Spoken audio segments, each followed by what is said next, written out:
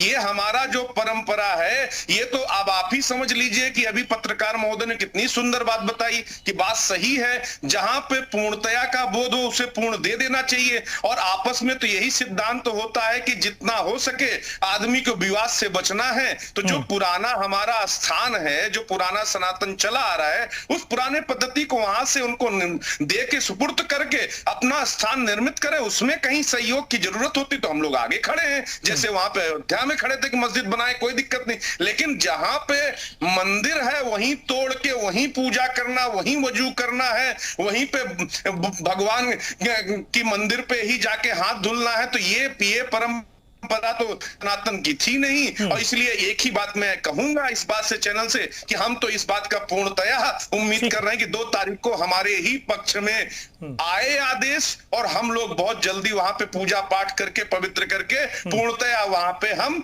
आनंद लें। यही शुभकामना हम चाहते हैं और यही भगवान से प्रार्थना भी करते हैं।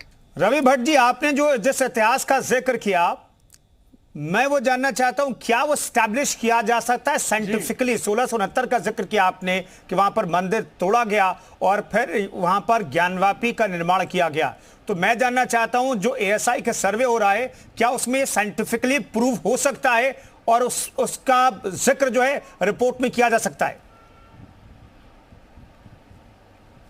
आप देखिए, सबसे बड़ी बात है कि हम लोग अब उस युग में रह रहे हैं जिस युग के अंदर 2+2 4 ही होता है। टेक्नोलॉजी इतनी ज्यादा एडवांस हो गई, इतनी ज्यादा एडवांस हो गई है कि अब इफ एंड बट्स का कोई रास्ता रह नहीं गया है। जो जीएसआई है, जीएसआई के पास एएसआई जो है उसके पास जो सिस्टम जिससे वो करते हैं उसे कहते हैं ग्राउंड पेनिट्रेटिंग रडार। जी, राइट है जी। तो ग्राउंड पेनिट्रेटिंग रडार जो होता है वो इलेक्ट्रोमैग्नेटिक फील्ड पे काम करता है, और वो बगैर उसके अंदर किसी भी चीज के अंदर छेद किए हुए, बगैर भेदे हुए भी 10 मीटर नीचे तक का 2D प्रोफाइल और 3D प्रोफाइल पूरी बना के दे देता है जी। और उसके बाद में आपको उसके अंदर क्या मटेरियल यूज हुआ है, कब हुआ है, वो भी आपको काफी उसके डिटेल्स मिल जाते हैं। तो चूंकि आपका और उसके अंदर कोई शक की गुंजाइश नहीं रह जाती। फिर ये जो ग्राउंड पेनिट्रेटिंग रडार है, सिस्टम है जिससे कि चेक करते हैं। इसके अलावा जो आर्कियोलॉजिस्ट हैं आपके पास, एएसआई के पास में, और हिस्टोरियंस जो हैं, ये तीनों उसको रिकॉन्स्ट्रक्ट करते हैं। जैसे है ना, पूरी की पूरी स्टोरी रिकॉन्स्ट्रक्ट करके 100% करेक्ट स्टोरी सामने आ सकती है अगर आपके मन के अंदर ये संकल्प है कि मुझको सही हिस्ट्री सामने लेके आनी है। अब हिस्ट्री वेग होने का वक्त धीरे धीरे खत्म होता जा रहा है, तो उसमें कोई दिक्कत नहीं है। बिल्कुल। तो सैयद मोजिज अवाम, इतिहास में क्या था उस पर हम चर्चा कर रहे हैं। इस वक्त केस किस स्टेट में है, किस हालत में, उस पर हम चर्चा जारी रखेंगे। फिलहाल एक छोटे से ब्रेक के लिए हमें रुकना है, हम लौटते हैं फौरन से।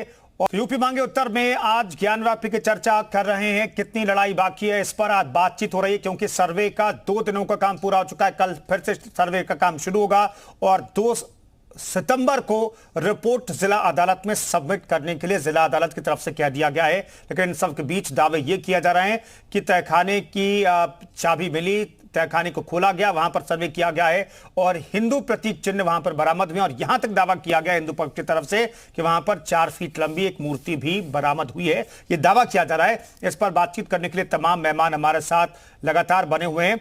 हमारे साथ वरिष्ठ पत्रकार भी मौजूद हैं, सैयद मोजिज अवाम। सैयद मोजिज अवाम, हमें बताइए कि दरअसल जिस वर्शिप एक्ट 1991 का आप जिक्र कर रहे हैं, क्या इस सर्वे को चुनौती देने की बात जब जिला अदालत में हुई, हाईकोर्ट में हुई और सुप्रीम कोर्ट में भी हुई होगी, तो इसका जिक्र मुस्लिम पक्ष ने किया नहीं होगा, या फिर ऐसे कंसिडर सुप्रीम अदालत ने नहीं किया? और अगर किया तो फिर क्या ये जो एक्ट है वो कहीं अड़चन नहीं आता है दोनों पक्षों के लिए?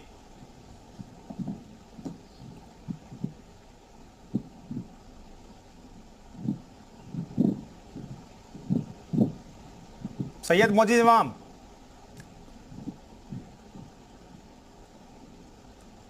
सैयद साहब आपको आवाज मिल रही है?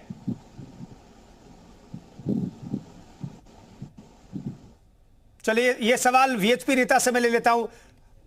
रस्तोगी साहब, इस सवाल का जवाब आपके पास है क्या?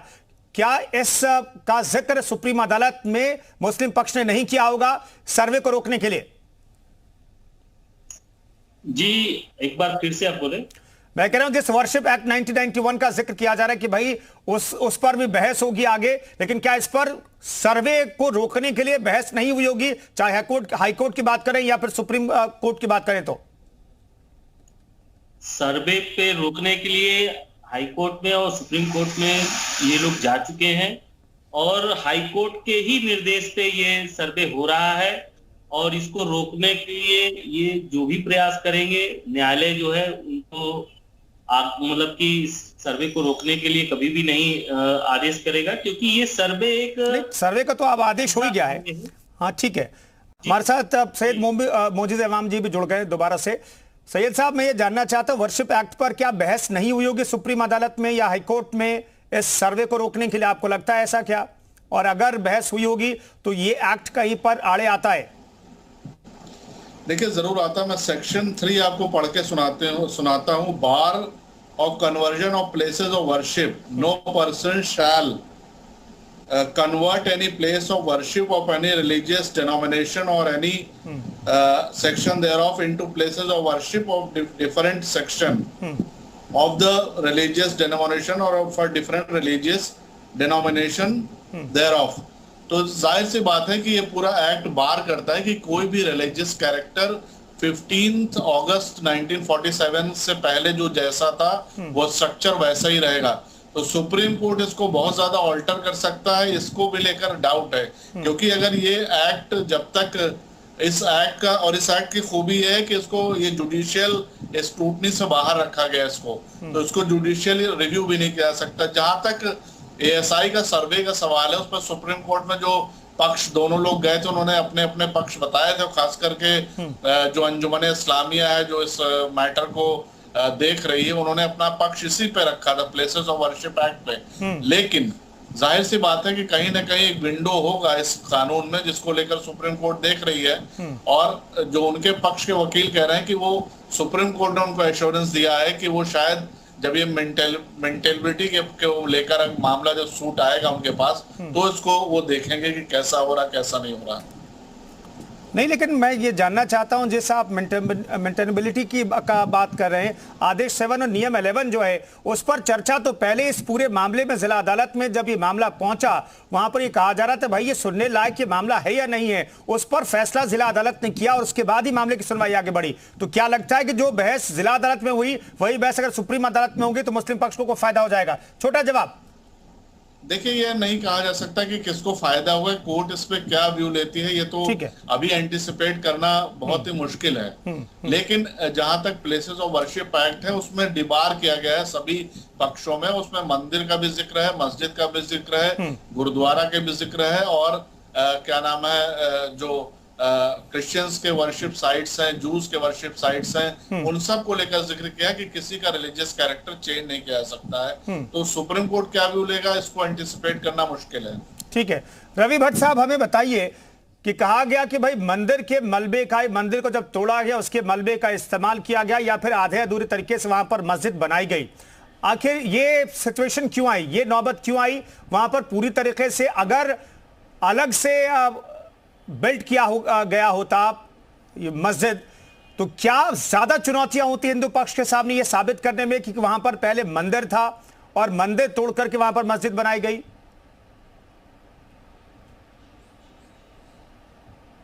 आपको इस प्रश्न के उत्तर पाने के लिए आपको थोड़ी देर के लिए धर्म से बाहर आके थोड़ा इसको राजनीतिक परिप्रेक्ष्य में देखने की आवश्यकता है। जी।